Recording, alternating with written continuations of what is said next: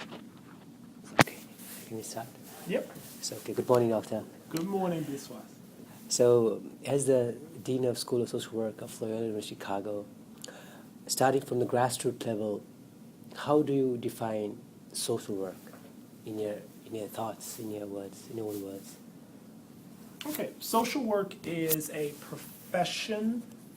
Is a profession, first of all, and a profession by definition is driven by a set of shared knowledge, values, and skills that are learned and introduced into the development of a set of practices. And as a practice field, social work, just like medicine and law or nursing, as again as a profession, is something that is implemented and conducted by those who have met the criteria for the knowledge, values, and skills. And it is intended to bring change in the lives and circumstances of individuals, families, groups, organizations, and communities.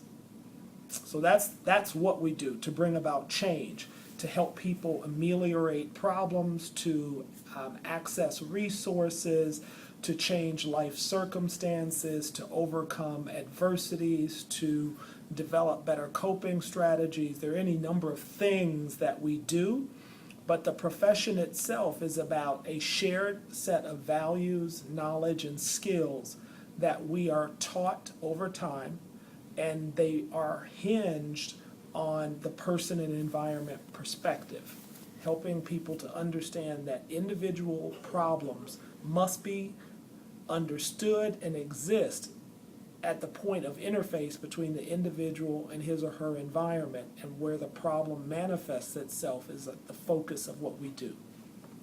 Thank you, Doctor. It was a very comprehensive, very deep definition.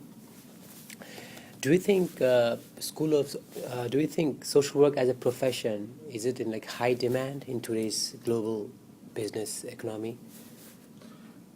You've asked an interesting question, because you've introduced the word global economy. Right. Do I believe that social work is a profession in demand? I would say the knowledge, the values, and the skills that we have available to us absolutely are.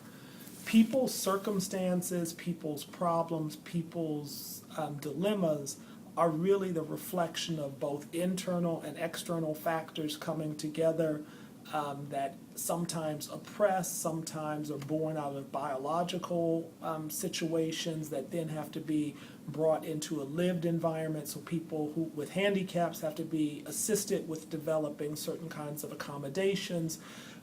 People who are socially, economically, racially oppressed because of their religion, their sexual practices, etc.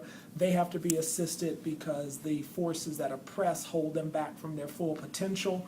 So the kinds of problems that we see in our universe absolutely are reflection of the fact that the skills, the knowledge, and the values that we hold are in demand. But then when you talk about the economic worth, that's a different kind of a question. It's a question about, does a society value equal access to all individuals, and does a society value that all people have the same potential?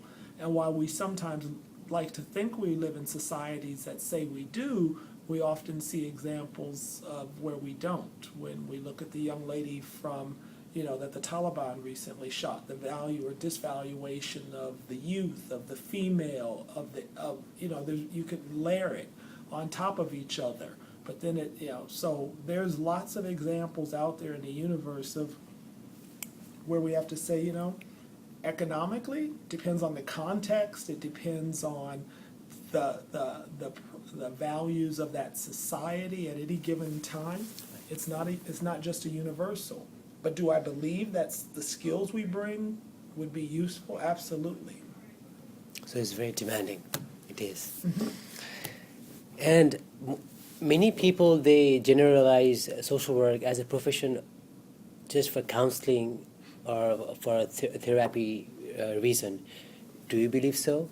No, social work is not just a profession of counseling and therapy, and actually at the inception of the profession, it was probably less about therapy and counseling and more about assisting individuals and families to integrate into their new world circumstances. So when we look at the charity organization societies, when we look at the society, the philanthropic societies, when we look at the Hull House and the Settlement House movement, it was about really assisting individuals and immigrant communities and other groups to be able to access resources and to make themselves full participants within a society. Sometimes that meant challenging the laws or the forces that held people back.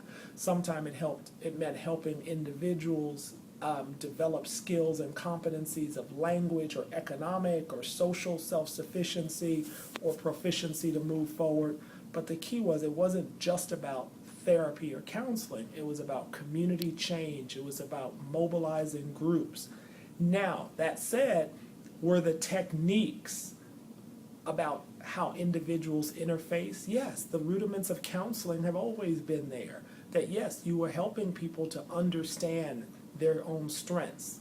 Isn't that core to what therapy does? So in my mind, there is not a competition between community organizing and individual therapy.